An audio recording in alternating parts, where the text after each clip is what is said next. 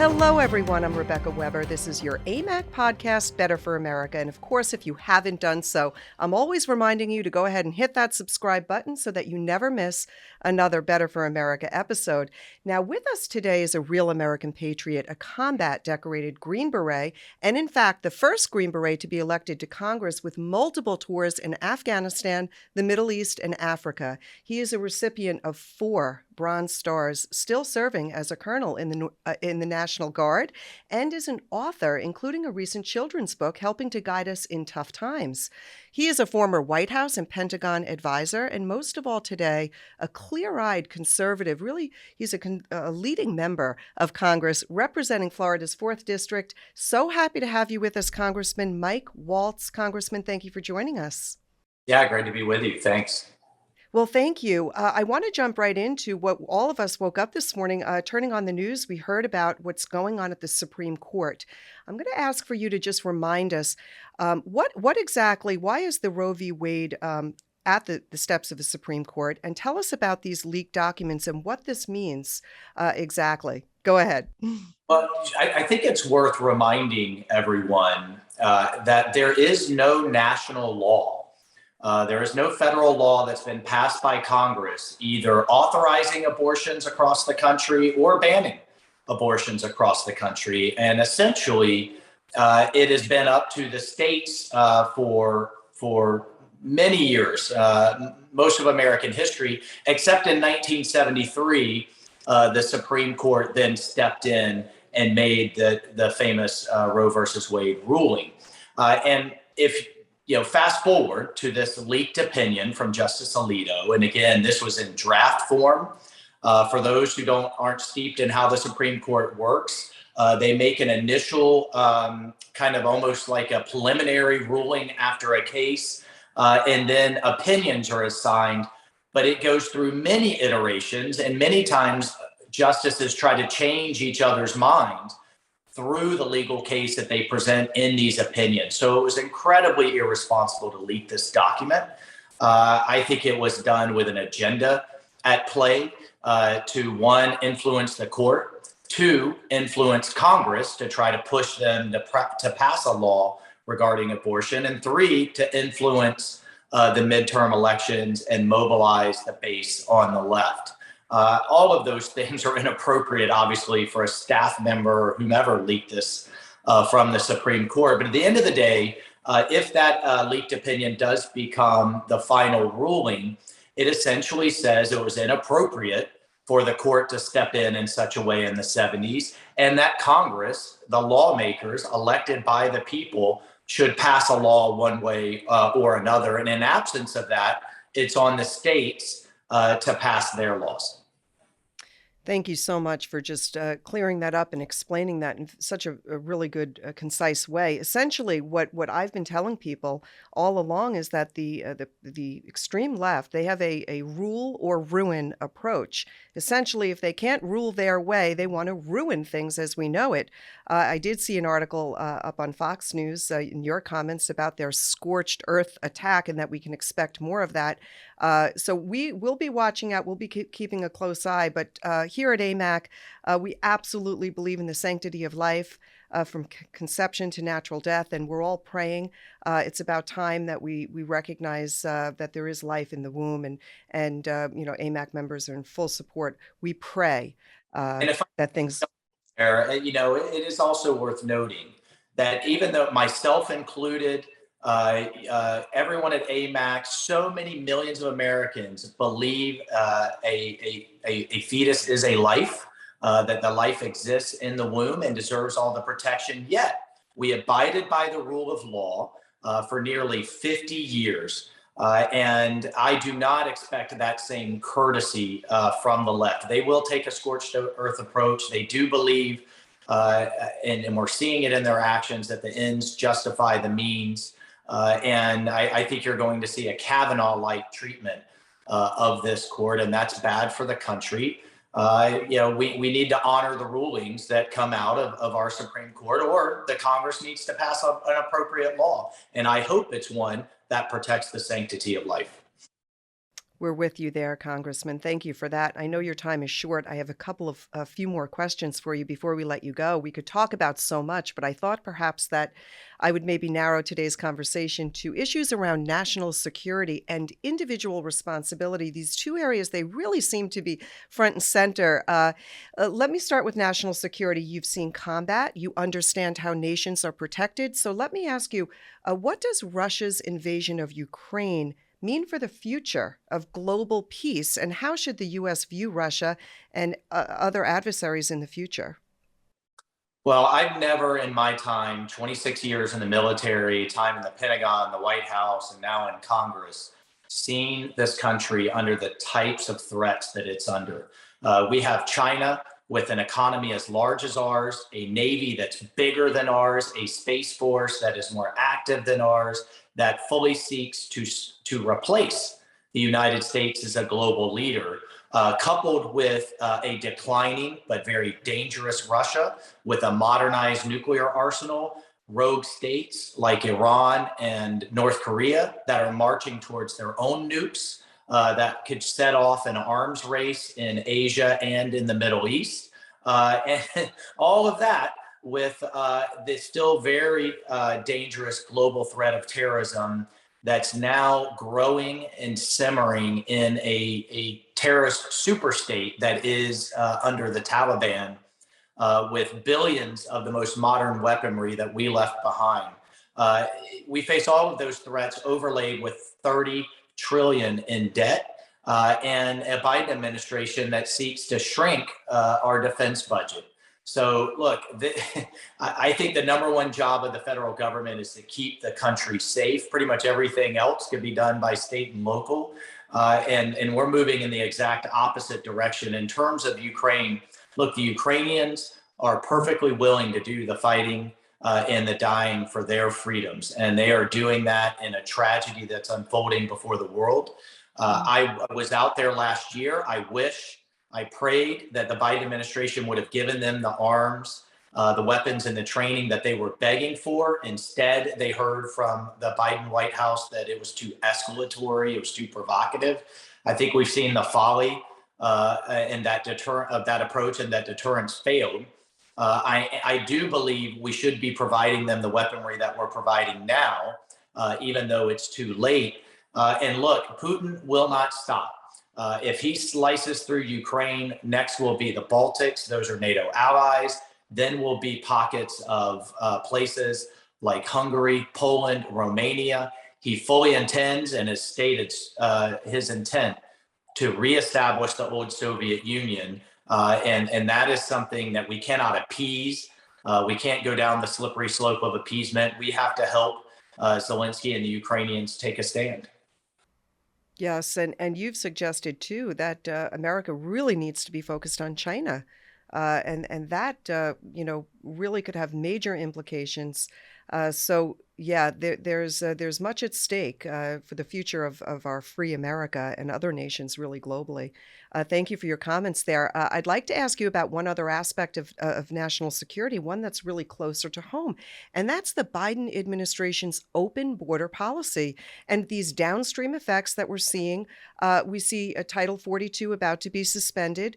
That is a means for deporting illegal aliens suspected of communicable diseases, and we see a wave of illegal immigration continuing north, drug traffickers bringing in illegal drugs that killed over 100,000 young Americans last year. How the heck do we get a handle on the southern border when we have a president who's adamant that there's no problem that exists, or is embracing the problem that exists? And can you explain to those listening, how serious are these threats to our internal security? Well, they are. And this isn't just a border problem, it's a national problem. Every state is a border state. As we're facing numbers approaching, or actually over 2 million migrants just in Biden's first year. Now, you multiply that by 4, and I mean, we're talking 8 million people coming through. What breaks my heart as a father of a daughter is that 30 to 40%, estimated by international NGOs, 30 to 40% of the young girls trafficked across the border are sold into human trafficking and or are sexually abused. That alone, if you just do the math on how many millions of girls that is heartbreaking. It's tragic. You add on top of that, as you said, Chinese produced fentanyl that is being trafficked through Mexican and Central American cartels into our inner cities.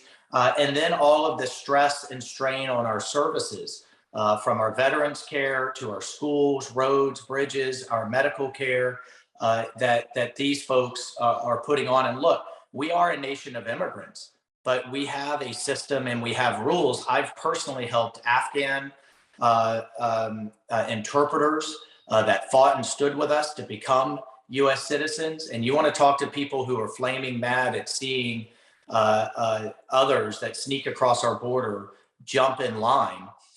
It's those that almost died standing beside American soldiers in Afghanistan to then be able to come here. And then finally, it's the cartels themselves.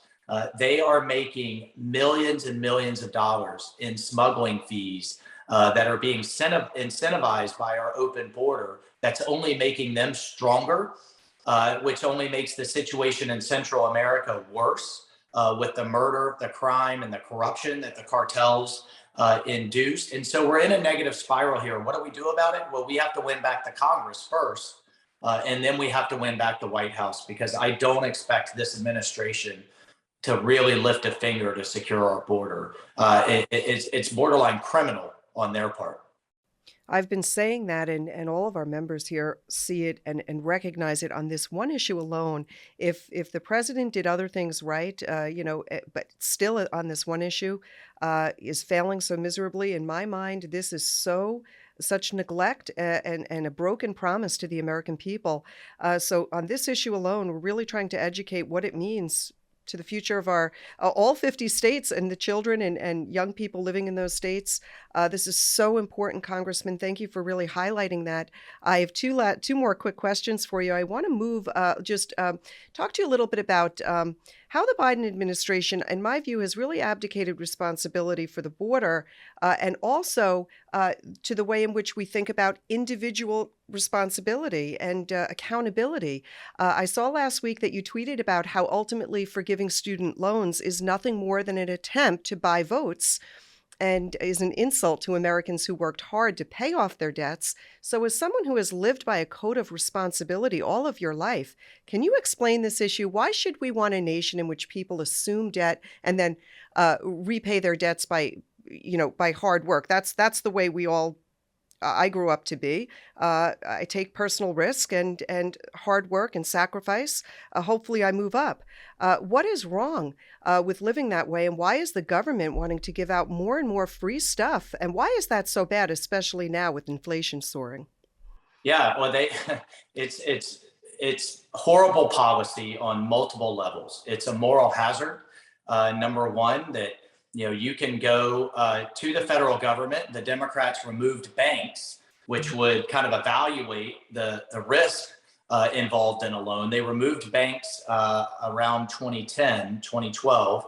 And so now you go to the federal government, you basically get unlimited amounts of money to be able to spend however you want at 18 years old on a degree that may or may not prepare you for the workforce.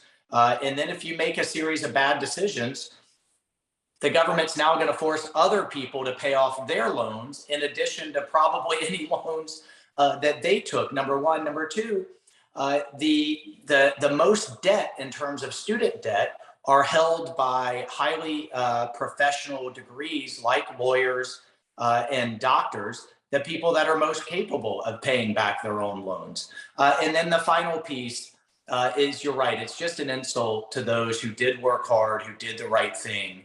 I don't see any discussion in these proposals of going to families who did work hard and did sacrifice to pay back. Are they going to pay them in arrears?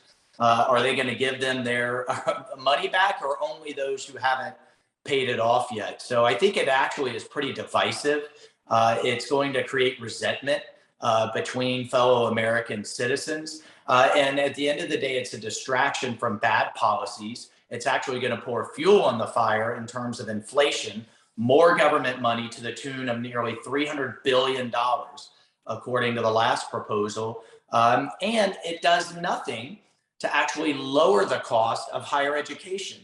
This is an industrial complex of administrators, beautiful facilities. I don't think colleges need climbing walls and Whole Food style cafeterias.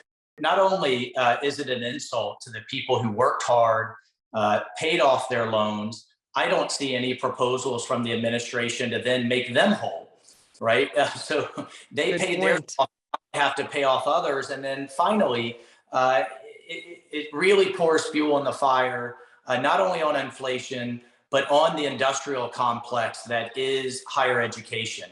I don't think that these universities need climbing walls and world-class gyms and cafeterias that look like Whole Foods on top of overpaid administrators and tenured professors. So what we should be doing is driving down the cost of higher education, and then maybe Americans wouldn't have to take on so much debt in order to pay for it. It's a wonderful point. I love that, being fiscally responsible and looking at ways to save instead of always passing the buck on to someone else. Really good point. We love about you here at AMAC, Congressman, is you are a man who walks the walk, you talk the talk as it relates to teaching individual responsibility among so many other good things. And I note that on top of everything else that you've done, you've managed to write a children's book, your book, Dawn of the Beware. Do I have that right? Dawn of the Brave. It's Dawn of the Brave. Dawn of the Brave. I'm sorry, somebody put it down wrong for me. I apologize, but I'll take that was my fault. I should have done my research on that. I'm excited to get my hands on this. It was released in early April, and I read that you described it as really teaching kids the importance of service and country. That is such a beautiful message, especially since the left seems to be constantly really pushing anti-American ideologies onto children. Can you take a moment and explain what inspired you to write this book? And do you have any advice for our listeners on how they can help really push a patriotic, pro-American message to our children and grandchildren? Well, one of the silver linings of the COVID lockdowns was it exposed, I think, a lot of the nonsense that's being taught in our schools to parents. It was a wake-up call for parents as they were overhearing what was coming through those, excuse me, ups. You couple that with the real pushback and backlash in Virginia. You've seen now what's going on with Disney. Well, my point is, as parents wake up and take their child's education back, what are we going to fill that void with? And so that's why I joined with bravebooks.com. Excuse me. I joined with bravebooks.com. It's a series that if you sign up for a subscription at bravebooks.com, it's not available on Amazon. You can only go to the website. The child gets one book per month focused on traditional themes, on faith, on family, on the value of friendship, the Constitution.